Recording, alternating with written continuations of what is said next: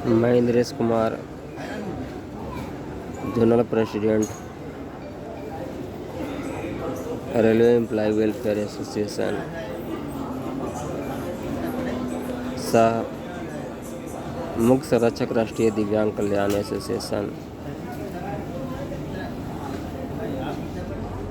बिहार प्रदेश सहित अखंड भारत के सभी दिव्यांग भाई बहनों को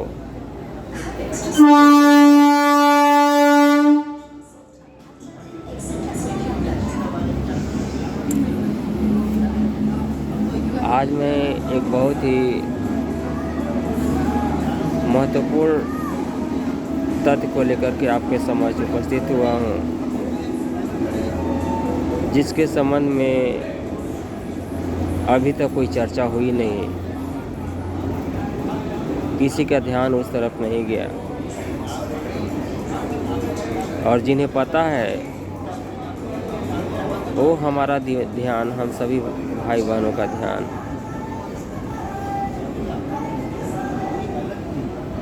नहीं दिलवाया।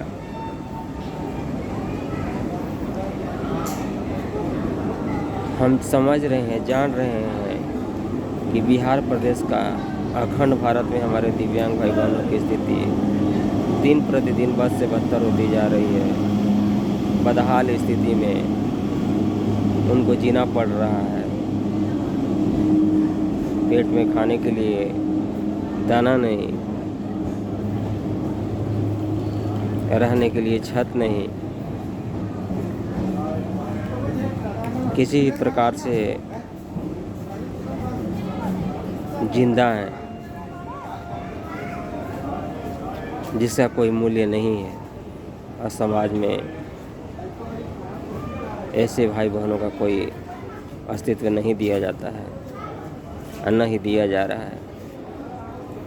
हम एक प्रत्येक छोटी छोटी चीज़ को लेकर के, जैसे पेंशन को लेकर के, रोजगार को लेकर के, सुविधा को लेकर के, बेसिक इंफ्रास्ट्रक्चर को लेकर के, यूनिवर्सल डिज़ाइन को लेकर के, ऑक्यूपेशनल स्किल डेवलपमेंट के लिए, स्पोर्ट्स या कल्चरल एक्टिविटीज़ के लिए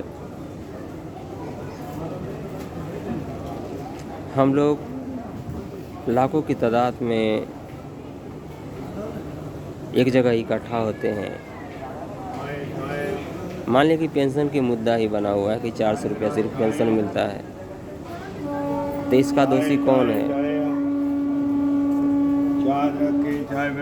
400 रुपया पेंशन हमें मिलता है, जबकि हमें पेंशन अभी वर्तमान परिवेश में महंगाई को देखते हुए एक व्यक्ति के जीवन यापन के लिए कम से कम 2,500 से 3,000 रुपया होना जरूरी है। तब वो सामान्य स्तर से भी नीचे जा कर के अपना जीवन का निर्वाह कर सकता है।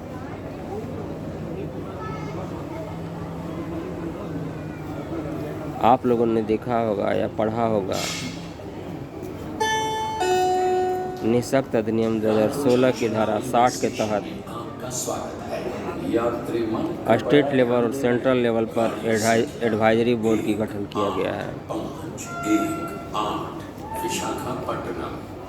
ये एडवाइजरी बोर्ड है क्या?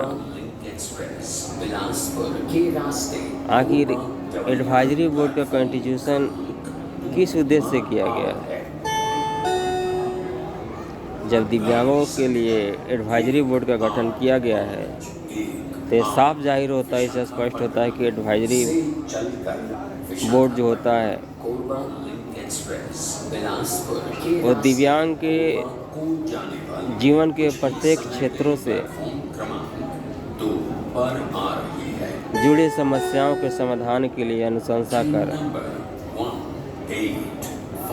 आगे पत्राचार करता है। लेकिन हमारा ध्यान इस तरफ नहीं जाता और हम दोषी मान लेते हैं कि सरकार इसके लिए दोषी है। इस एडवाइजरी कमेटी में 60 के तहत, निःशक्त अधिनियम की धारा 60 के तहत तो सेंट्रल एडवाइजरी कमेटी और स्टेट एडवाइजरी कमेटी के गठन का प्रावधान है। और संविधान का निःशक्त अधिनियम 2016 की धारा 66 के तहत जो स्टेट लेवल पर एडवाइजरी कमेटी है कंस्टिट्यूट हुई है, उसमें जितने भी मेंबर्स हैं, कभी हम लोगों ने उनसे कुछ पूछा या सवाल किया? नहीं किया।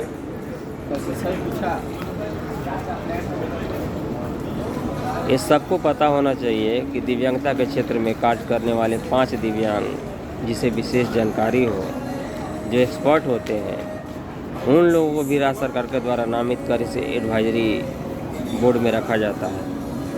वो 5 दिव्यांग एक्सपर्ट दिव्यांग हैं कौन? जो दिव्यांगों की वर्तमान बदहाल स्थिति को देखते हुए भी मुख्य दर्शक बने हुए हैं, क्या रिप्रेजेंट कर रहे हैं उसमें, उस एडवाइजरी बोर्ड में क्या रिप्रेजेंट कर रहे हैं दिव्यांगों की ओर से, और वो कौन कौन से मेंबर हैं, बिहार के वो कौन से दिव्यांग मेंबर हैं जो राज्य सरकार द्वारा नामित होने के बाद भी दिव्यांगों की समस्याओं को सही तरीके से निराकरण करने के लिए, उनका उत्थान करने के लिए, उनको समाज में आर्थिक सामाजिक स्तर को बढ़ाने के लिए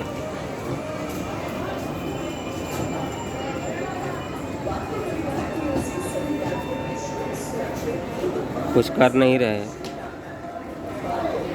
इसके अलावे निःशक्त अधिनियम 2016 की धारा 66 के तहत ही ऐसी एनजीओ जो दिव्यांगता के क्षेत्र में कार्य कर रही है, उस एनजीओ से 10 कम से कम यथासंभव 10 दिव्यांगों को लेना है एडवाइजरी कमेटी में।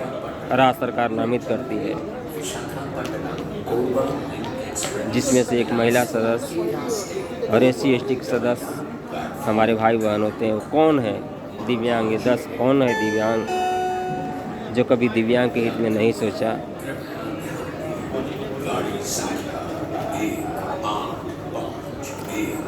एडवाइजरी बोर्ड का काम क्या है पता है? एडवाइजरी बोर्ड जो है ना, एक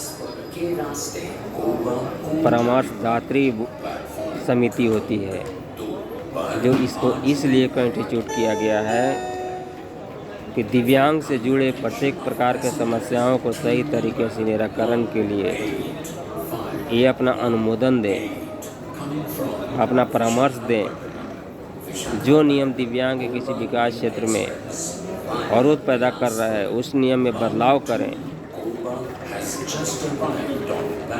इसके साथ ही दिव्यांग के प्रत्येक क्षेत्र में बढ़ावा देने के लिए, उनके कल्याण के लिए, उनको शैक्षिक, आर्थिक, राजनैतिक, सामाजिक स्तर को ऊंचा करने के लिए अगर कानून भी बनाना पड़े तो उन्हें पावर दिया गया है। तो सरकार को परामर्श दे सकते हैं, और परामर्श उन्हें देना है।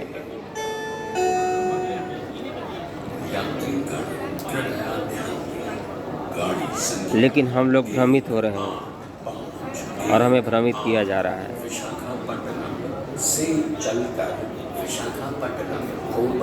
एक बार किसी ने भी स्टेट लेवल पे या डिस्ट्रिक्ट लेवल पे एडवाइजरी बोर्ड के विषय में चर्चा की या पूछा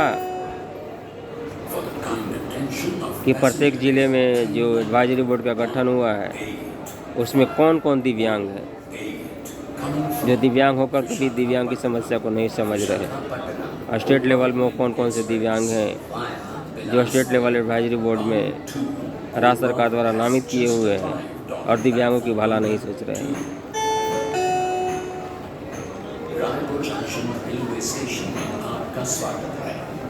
पेंशन 400 के पेंशन तो 4000 बढ़ जाएगी। जब हमारे लिए कंस्टिट्यूट हुई बनी हुई एडवाइजरी बोर्ड, स्टेट लेवल के एडवाइजरी बोर्ड अगर प्रस्ताव भेज देती है तो वो आवासहीन दिव्यांग भाई बहन जो भूमिहीन है, अब मजबूरी में उन्हें फुटपाथ पे सोना पड़ रहा है, झोपड़ी में समय बितानी पड़ रही है।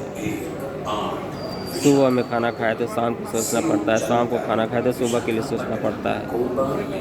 न तो उनका शैक्षिक विकास हो रहा है, न आर्थिक विकास हो रहा है, न मानसिक विकास हो रहा है,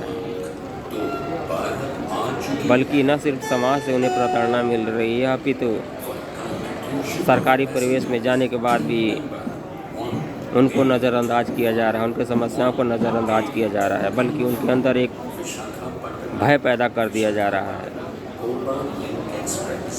उनके साथ पोलाइटली बिहेव करने के बजाय उनके साथ हेट भी उसे देखा जाता है।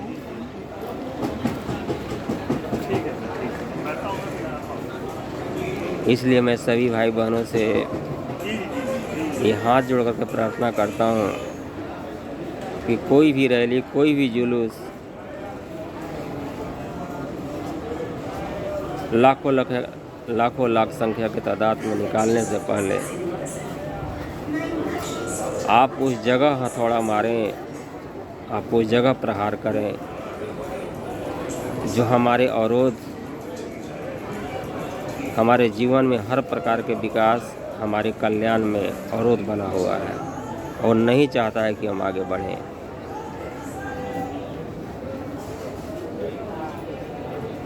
ज़िले में जितने भी मैनेजमेंट कमेटी के मेंबर हैं या आम सदस्य हैं, उन सब पता करें अपने अपने ज़िले में जिला दिव्यांग सुरक्षा कोषांग में जाकर ये RDI के माध्यम से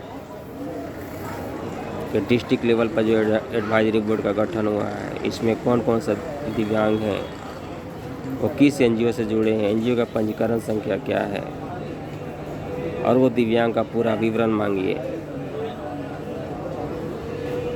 मुझे विश्वास है कि नई खुलासा होगी, एक नई जानकारी आपको मिलेगी। जो हम लोग खुद को भ्रमित कर रहे हैं, खुद को गुमराह कर रहे हैं, और जो हमें गुमराह कर रहा है, हमें भ्रमित कर रहा है, वो कभी हमें इस एडवाइजरी बोर्ड के गठन, एडवाइजरी बोर्ड में नामित होने वाले सदस्य और इनके कार्य के विषय में कभी चर्चा नहीं की। लेकिन मैं बता दूं कि दिव्यांगता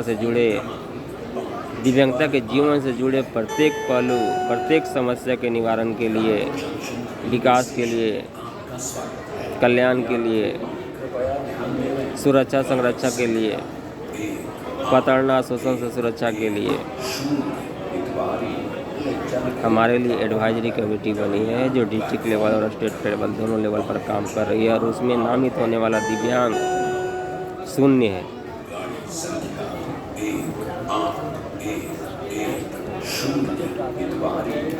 जब वो दिव्यांगों के हित में काम नहीं कर सकता तो इस समिति में उसे बने रहने का भी अधिकार नहीं है।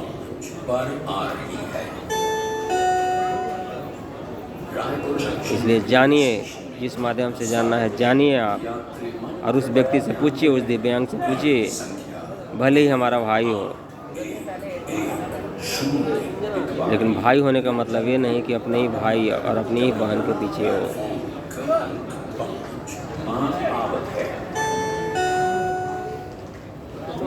इसलिए आप अपने को गुमराह न होने दें,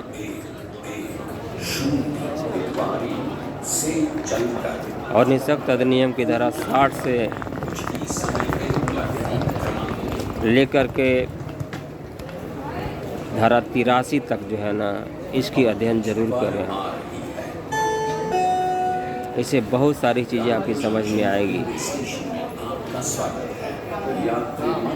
कि हमें क्या करना चाहिए और हम क्या कर रहे हैं। रायपुर जंक्शन रेलवे स्टेशन में आपका स्वागत है। इसी तथ्य के साथ अपनी वाणी को विराम देता हूँ, और मुझे विश्वास है कि हमारे कोई भी दिव्यांग भाई बहन नियम अधिनियम स्कीम्स रूल्स ऑर्डर्स के अधीन ही कार्य करेंगे। अबे बेवजह आम जनता को परेशानी खड़ी हो, कोई ऐसा रैली नहीं निकालें जिनके वजह से बाधा उत्पन्न हो, सड़कें जाम हो और उस सड़क पर फंसे ऐसे मरीज जो जीवन और मौत के बीच में झूल रहा हो, हमारी इस रैली के कारण उसकी मृत्यु हो जाए तो हम अपने आप को कभी माफ़ नहीं कर पाएंगे। इसलिए जितना ज़्यादा से ज़्यादा हो सके रैली को बहिष्कार कीजिए और ज़मीनी स्तर पर जो है इसकी शुरुआत कीजिए। इसी के साथ मैं आप सबको